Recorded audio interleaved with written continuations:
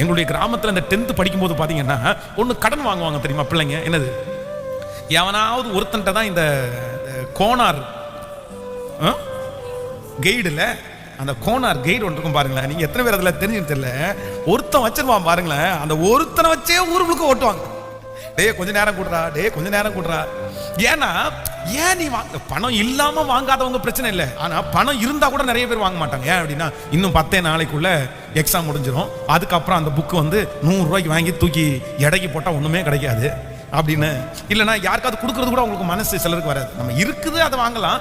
Mostly நம்ம என்ன பண்ணணும் அப்படின்னு சொன்னா, ஆண்டவரே இரவலாய் கை நீட்டுகிற அளவிற்கு கர்த்தர் என்னை வைக்கவே கூடாது. நான் அடிக்கடி சொல்லுகிறேன், கடன் அப்படின்னு சொல்லி யார் முன்னாடியும் தயவு செய்து கையேந்திர அளவுக்கு உங்க வாழ்க்கை வந்துடவே கூடாது. ஆனா சிலருக்கு வாங்க வேண்டிய சூழ்நிலை இருக்கும். ஆனா நம்ம ஜெபிக்கணும். தகப்பனே எனக்கு ஒரு கிருபை கொடுங்க, நான் யாரிடத்திலையும் கையேந்தவே கூடாது.